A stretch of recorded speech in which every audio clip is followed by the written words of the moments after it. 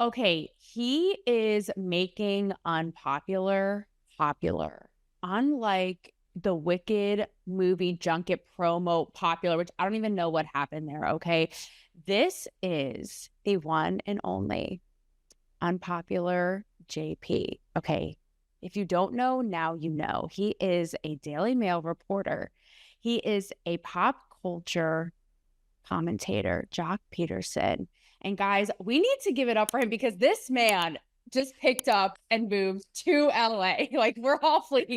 My ass left LA and you are starting a new life in LA. So JP, I'm so excited. This is going to be really great. And by the way, anytime I tell somebody about you or even leading up to this episode, I literally, this is my thing every single time. I'm like, he is so irreverent like I am. He's like the gay Australian me, but somehow he manages to out give a fuck me. Like, I don't know how, but you do. And like myself, you are up on politics, pop culture. Like you say, you embolden me. Okay. So that says something in and of itself. So Unpopular JP at last. Welcome to Talk to Me, Taylor. Are we going to bring some holiday spirit? I don't know. We shall see. We shall see. Thank you for having me on. I'm so glad. Deemed the celebrity whisperer by Playboy. This is the best interview of the day. Thanks for having me. You hit the nail on the head. 100%. Period, yeah. Touch them, Chris. You're cracking me up. Wear them, baby. This is good. Taylor Ferber.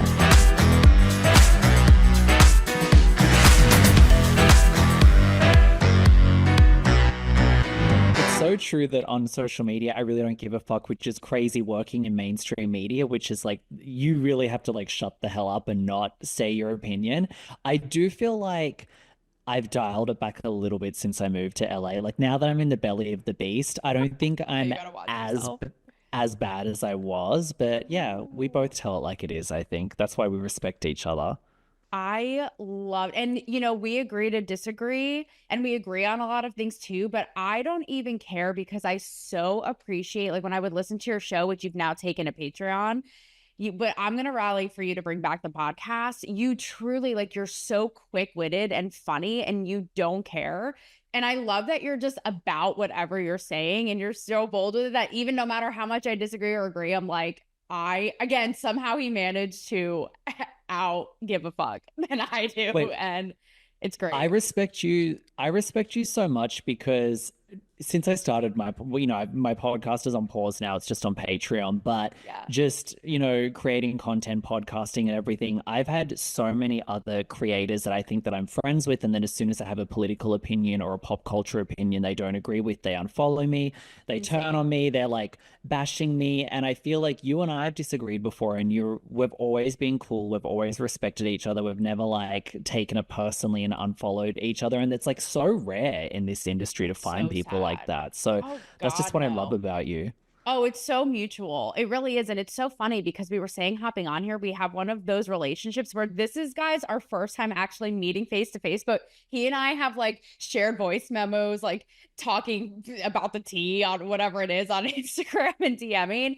But again, it's like, it's just all such nonsense, right? It's funny. I just said this on my show today, but it's like your free speech is my free speech. And it's like, how would you like it if someone turned around and whatever, antagonize you? Like, it's all just such nonsense. So I always respect it. And like I said, I respect that you just are about it. And I feel for you in Hollywood because that is why I fled, like parted the Red Sea and fucking fled out of there because it became increasingly hard to interview celebrities and do my job. So I can't even imagine how you're navigating at Daily Mail, nonetheless. You know what? It's not as woke as people make it out to be. Honestly, I mean, yes, I've had the woke situations. Like I was getting a pedicure and the manicurist or whatever was saying that we're in a dictatorship because Trump just won it. And I was like, okay, girl, like, man, this is Wendy's. I'm trying to get a fucking manicure. Calm down. But for the most part, like I go out and it's like I was in literally I live like near Runyon Canyon, right? Like literally in Hollywood. I was down Hollywood Boulevard like the other day and there was a whole stand selling Trump merchandise, MAGA caps, t-shirts. No one even cared. Like everyone was cool about it. I meet people of all different political persuasions here. So yeah, it's not that bad. Like Australia was way worse. Australia, I always tell people, yes, okay. People think Australia is so laid back. It has this reputation of, oh my God, it's like laid back surf. And I'm gonna go surf. Oh. No, it is A Well, country COVID of was a mess. Karens. It is a country, either a Yes. CUN country or a K country with Karens. Well, Filming me? Okay, Karen. It is a COVID, you country guys, of Karens. Yeah. it was bad.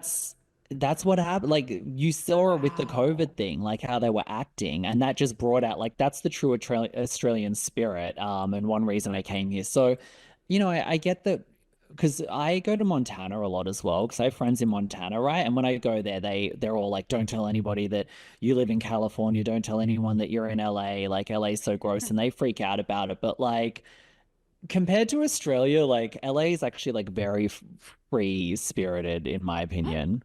Okay, twofold quick, and then we'll get into the good stuff, the dirt. I mean, this to me is really entertaining. But okay, are there homeless people like shitting on your doorstep? Because there was for me when I was. Oh, he's like no. And secondly, Oh no, sorry. Yes, I thought you were about Australia. I was gonna go no, not in Australia. No. Yes, in LA, No. they're shitting everywhere. It's just feces everywhere. It's insane. Everywhere.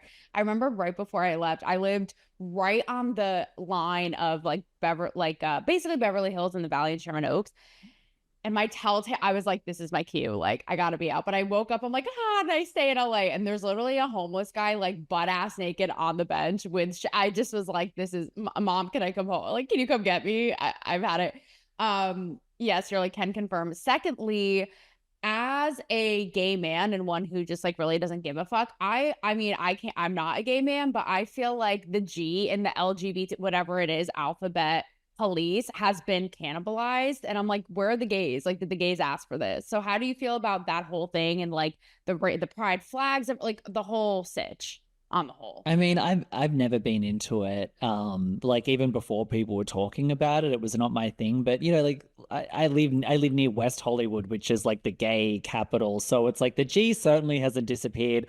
You go down there and it's like you can't even find a straight person. Like I went to this bar in Silver Lake a few weeks ago called the Eagle. I didn't know that much about it, but it's some like leather bar. And I was meeting like a girlfriend from Montana who was in town. And I'm like, let's meet at the Eagle. And then like I got to the front and it was just like a bunch of men in leather. And I asked the guy at the door, I'm like, are women allowed in here? And I didn't even think they would let women in. And he's like, yeah, so there's a lot of gays around here. I try not to focus on all of the political stuff so much because it's so divisive. Because what's so funny, right? I'll be on the apps, the dating apps and stuff. And I'm like, whatever your politics are, it's fine. As long as you don't shove it down my throat, it's all good. But they will freak out on me because I don't have the same opinion. Like obviously the liberal gays, they freak out on me. Because you're so common sense. Like you're so not bought into like any of whatever the topic is. Like I said, so I was talking to some liberal guy. This was right before the election. And no, but he looked like cute. And I thought, oh, it looks like we have a lot in common. And he was like very political and he was pushing himself as a leftist. But I said I liked Jill Stein more than Kamala. I said I don't like Kamala Harris. I like Jill Stein.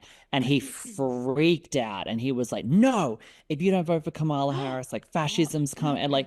And it was like paragraphs of stuff. And I was like, let's just not talk about politics. Like, let's just connect on other things. And he goes, sorry, this isn't going to work out, and like blocked me.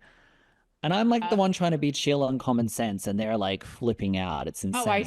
I so believe it. And even, I don't know if you follow Andrew Sullivan at all, but I love his stuff. He's like British gay guy and like has a really great Substack. He's on Bill Maher and stuff all the time. But when I talk about the G being cannibalized, he will often talk about how even like, not to go down this rabbit hole, but how even the trans issue will cannibalize, like for little boys, right? It's like, if they like boys, it's like, being indoctrinated with like, well, maybe you're a girl. And Andrew Sullivan as a gay man's like, well, maybe they're just gay. Like in that sense, you know what I mean? Of like, of course. Yeah, no, I mean, I feel like that stuff's dying off now, finally. I feel like it maybe peaked a few years ago. I think we're sort of turning a corner on it because I think people now are feeling a little freer to speak. Because the thing is that like most people thought that was fucking insane, like transing children. Like most common sense people, they just were too scared to say it.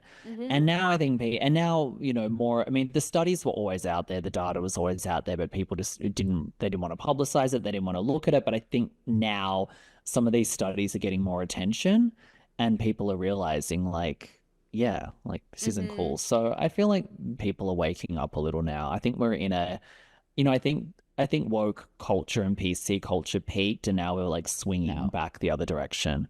Peaked like they were in high school, actually, though, for real. And I was on a live stream this morning with a friend of mine who's a political analyst. He used to work for Tulsi Gabbard, actually. And we were kind of saying how really COVID was like the precipice of all of it. But between all the nonsense of like what we were fed about health, about Kamala Harris, like what this issue, it's almost like it all had to happen for people to just have like enough of the bullshit, you know? So in a way, even though it was all so chaotic, I'm kind of glad that it happened because here we are.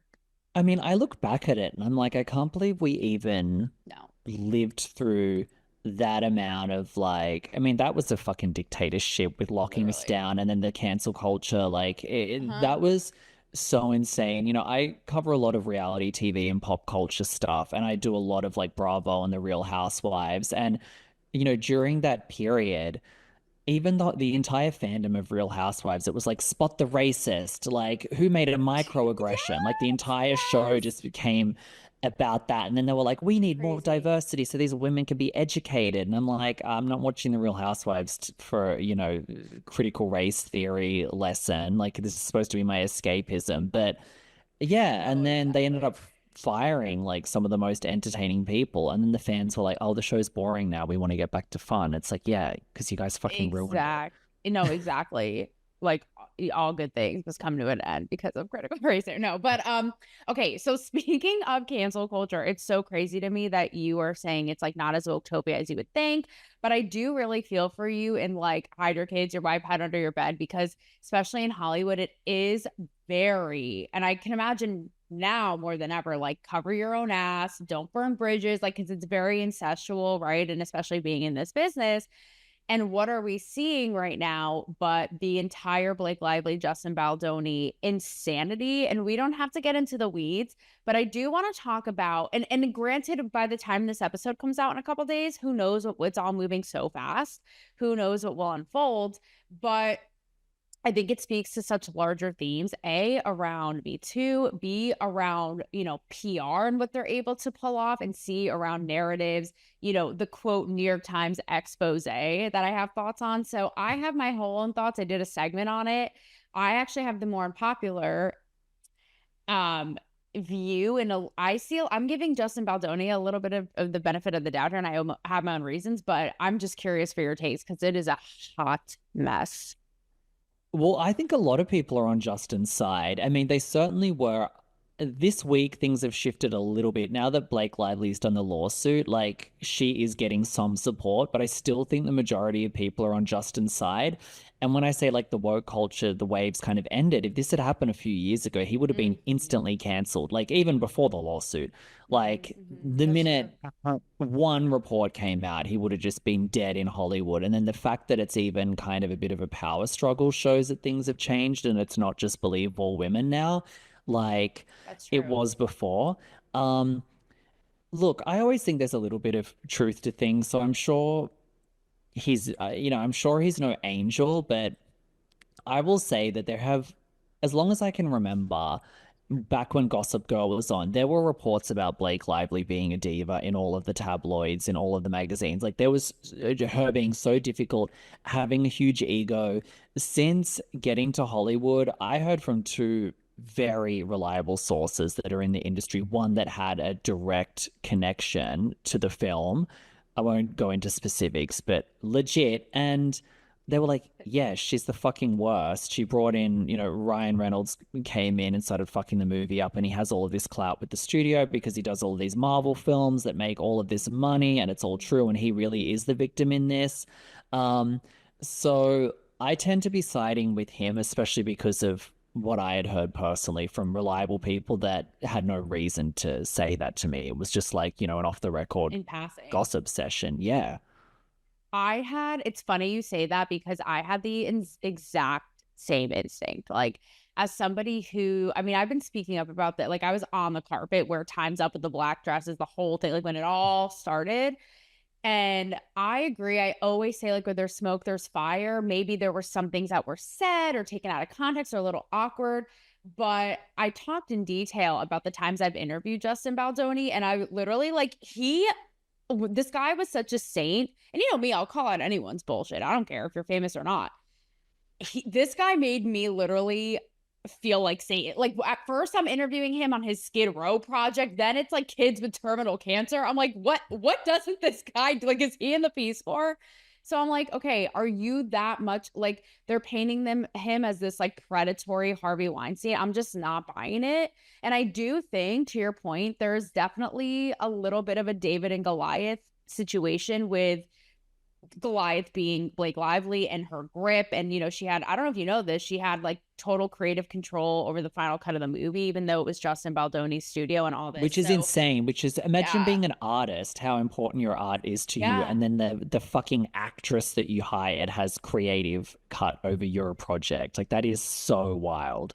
Insane. And so can you imagine if you're Justin Baldoni, it's like this kind of like smaller studio, and then exactly you have this woman with Ryan Reynolds who's a superstar. Taylor Swift is her best friend. Like, how do you even, so there's a part of me when I'm reading this unfold, I'm like, I could see if she's starting to gear the shit up, because there's texts where he's like, basically like, let's get the ammo ready. I'm like, I don't blame him.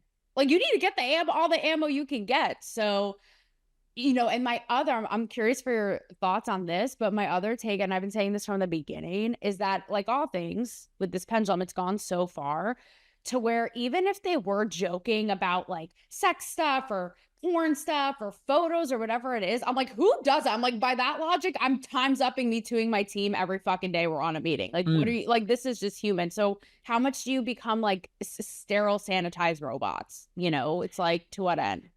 Yeah, and I think she made a big mistake because, one, it's not 2020 anymore, so it's not just believe all women. You're actually under scrutiny. Two, we live in a 24-hour news cycle where there's a new scandal and a new thing all the time.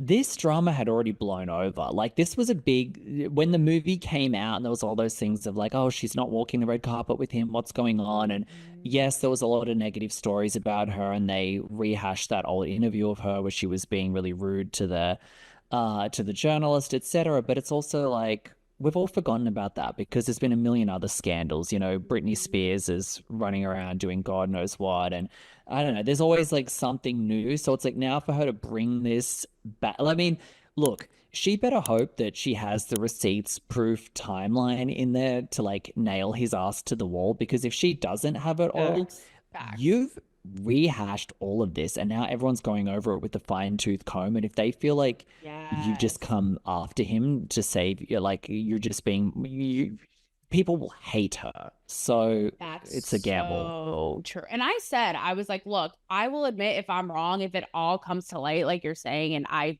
will stand correct, but I don't know. And even like, I don't know, I was disappointed too, because I read the whole, like, however long of my life, however many minutes I won't get back reading this quote expose by the New York Times. But I mean, it's the New York Times, so we have to take it as that. But I was disappointed because it was actually co-written by one of the women who did the original, like the OG Harvey Weinstein expose in 2017. And so that was great work. And this was like so clearly biased toward Blake Lively. I was just like, what a joke. You know? Yeah, and they have a huge machine behind them. I mean, they have so much money. They're the powerful one in this situation. They should have just let it blow over.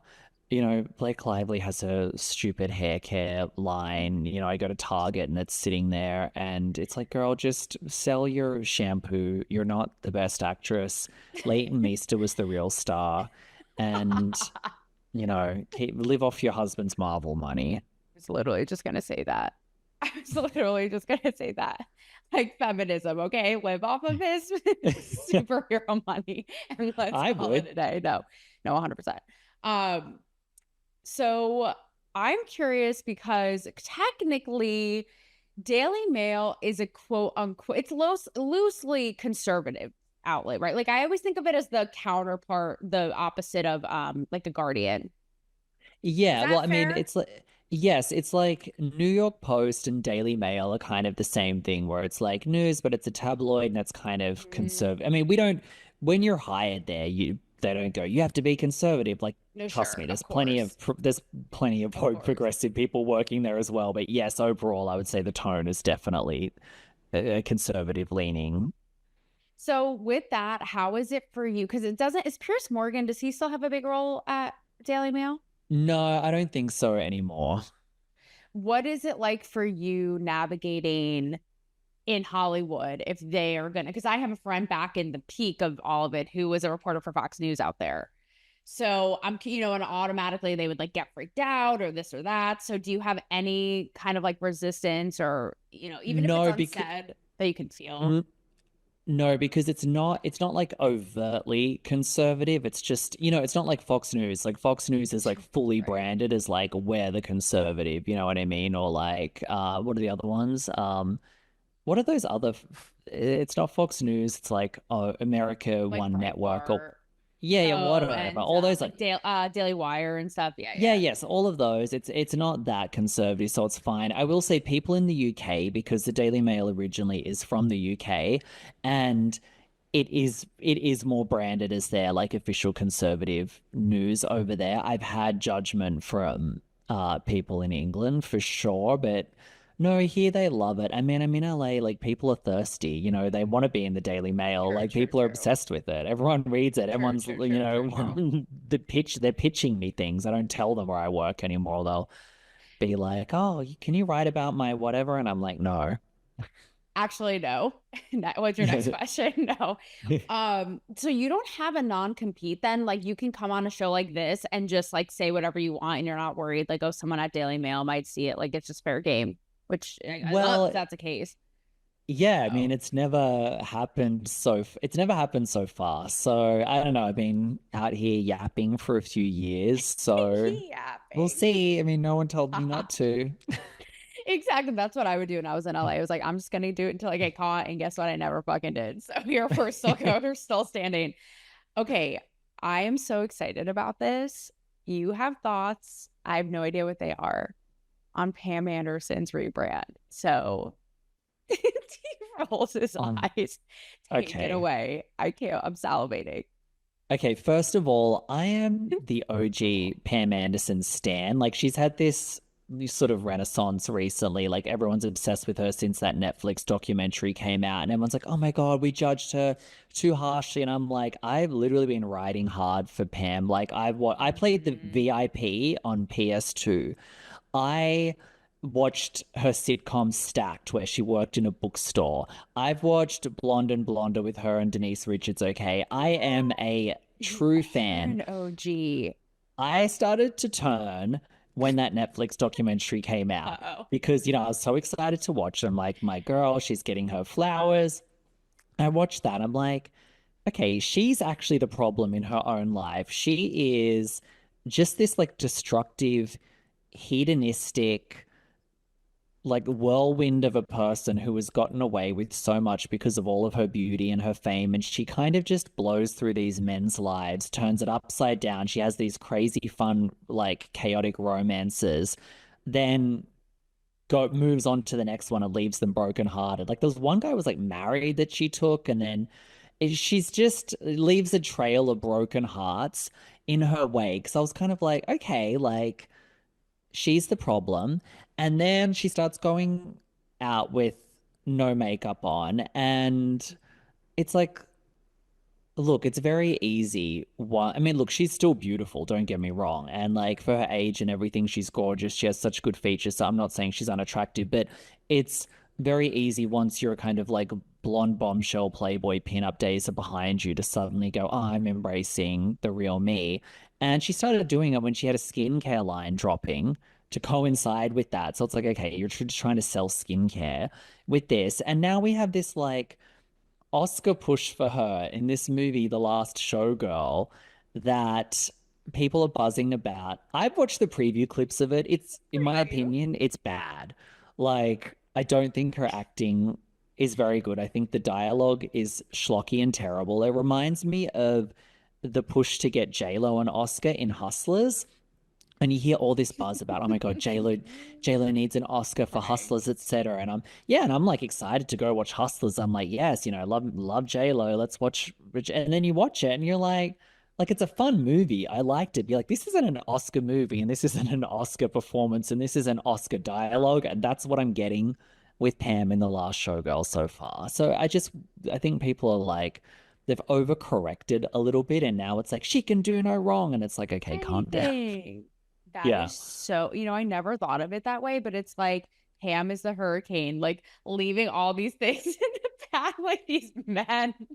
She was just a Oscar wild, bids, though. yes, and look, that's part of her charm is that like Sure, she was sure. rich, beautiful, Yeah. famous. She lived this like Yeah. wild life where she lived on the edge and she clearly, I think, had a drug and alcohol problem for a long time that she didn't really address. And that's all fine. And she, loved hard and fast and what a fun life. But then don't circle back and be like, oh my God, I'm the victim. And like, no one took me seriously. And I was objectified. I totally took issue with that too. It's like you stand in time like no other. I mean, maybe they're like the Marilyn Monroe, Sophia Loren, but like Pam Anderson is Pam Anderson as this just like sexual goddess icon. And I so wish she would have just like completely owned that. And even it's, when it actually really started was with the Hulu Pam and Tommy is when she started coming out of the woodwork and saying how like victim, right? And that's when so I don't know. That's what I always loved about her. She was just this untouchable, beacon of just pure female sex beauty. And so I just wish she like drove that home and was like, you can all eat my dust. Like I get the last laugh. Yes. So... But I will say as well, just from a marketing perspective, like, yes, like I've clocked the PR strategy to it, but like most people are eating it up with a spoon. And it's like good for you because she's probably 55 now, 56, and she's been in this industry since she was in her 20s. And she's like almost like more beloved than ever right now. And she's getting like high fashion campaigns and like magazine. I mean, she's in a real fucking movie that's getting not like you would never think the girl from Baywatch is now in a movie that's being buzzed about as like a potential Oscar film. That's true. So that's true. I've got to say hats off to her marketing and for being able to do that. That's true. And I will say she proves I don't even think she does this on purpose, but because I thought you were going to go somewhere with it with the whole like quote body positivity and male gaze and her whole makeup free thing now. But it just goes to show again how the woke like sort of eats itself because we're in this era of like, we're not going to buy into and feed into what men think are the standards of beauty. And like Pam Anderson is that. And like this whole generation, there's been this whole like reckoning and reawakening of her who just adore her for that very thing. And I'm like, can we just own it for what it is? Like, she's so fucking hot and like perfect. Thanks. Like, can we? Okay. Like, yeah. Right. And okay, one of the funny things as well is that, she's getting all this praise now for like not wearing makeup, but she'd aged out of the style that she used to have, which was the heavy makeup and the big blonde hair. And she clearly has light makeup. She's not completely makeup free. She's clearly doing something. And she's a natural beauty. And she kind of looks like better. Like she actually, like for her age, like I think she looks better with her pared down look that she's doing right now than if she came out with the old school Pam Anderson look. So, you're still in a sense chasing beauty. Because I mean, she still looks great. Like, exactly. Like, it's not like she's out in a trash bag. I mean, yeah, like... I know. So, Okay, last thing, because I have to wrap sadly, but I could talk to you forever, is I would love just like a 1-minute hot take because both of us, we follow conservative pundits and agree and disagree. And, a huge thing with conservatives is they just like rail in on Hollywood for everything they do is like, it dance with the devil and demonic and satanic. And so dying for your thoughts on the like deranged, chaotic Kim Kardashian, Macaulay Culkin, Travis Barker, Christmas. I don't even know what I just watched, but like I loved it. I was like, yes. Like, and of course, I loved it too. No, same. Because you have all them being like, this is the devil at work, the whole usual suspects. They think everything is the devil. Yes. No, I thought it was fucking cool. I thought it was everything. I'm like, yes, Kim. And it got everyone talking because like she took over the news cycle, which is what she wants to do. Because everyone's like, this is so weird. And it's like, well, if she had done it just like a normal video, people wouldn't have been talking about it. as much as they are, like the fact that it had all this sort of sexual Santa innuendo and stuff is kind of like what has got people talking. And she's a master at, Yes.